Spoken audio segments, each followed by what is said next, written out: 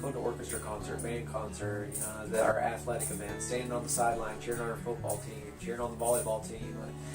That's my favorite part, because as a principal, I get to go out of one classroom or one sport from where I was coaching before I was principal, and then I get to go into every different event that's going on, every different organization, and see all the great things that are going on. That's really cool. How long have you been the principal at Pike? This is my 6th year here at Pike, and so every year just keeps getting better and better. Before I was here, I was at Chisholm Trail Middle School, so I was the assistant principal there for 3 years. So 6 years here at Pike, 9 years here in the district. Oh wow.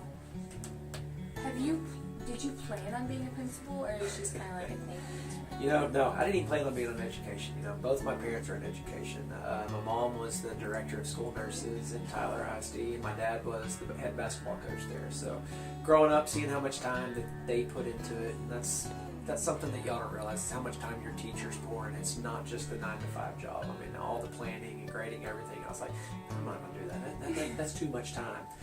I got out of college, and there was a job open to be the assistant coach at the school where I grew up with, and the school that my dad coached at, so to be my dad's assistant coach. And so I was like, I'll do that for a year till I find what I want to do, because I was wanting to go into the medical field, and I did it and just loved it and fell into it. So that's how I got into education. And then with that, I was loving coaching, and I still love coaching, and said, administration's not for me. But it just, the door opened and the opportunity came, and stepped in and really enjoying what I'm doing every day.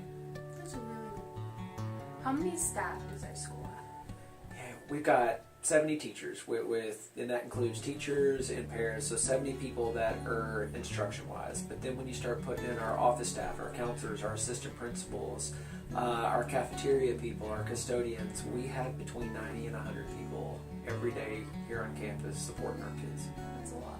It is. Is it hard to manage everything? It can be, because the thing it's not so hard as to manage people, because we have great people here that don't need to be managed. I mean, they take care of this. You give them their task or their assignment, and they do it. But what's hard to do is to divvy up your time to show each person the individual support that they need, and make sure that they're getting the support they need. When there's me and my 2 assistant principals, and the 3 of us, and our CIT and our counselors.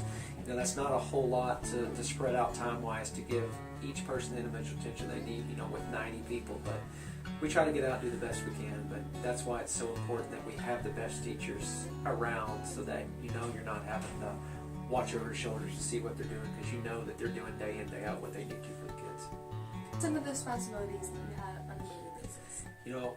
My first responsibility, everybody thinks, it's education, see what's going on in the classroom. My first responsibility is to ensure the safety of all of our kids, meaning, who's here on campus, what's going on. Today, for instance, we have voting on our campus. Haven't had that before, so there's been hundreds of people that typically aren't in the building today that are, and my job is how do I make sure that they are isolated from our student body, so that there's no interaction, so that I can ensure the safety of our kids. So that's the #1 priority.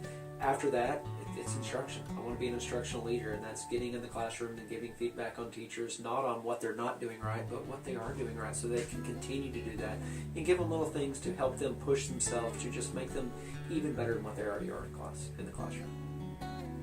Thank you for your time. All right, thank you very much.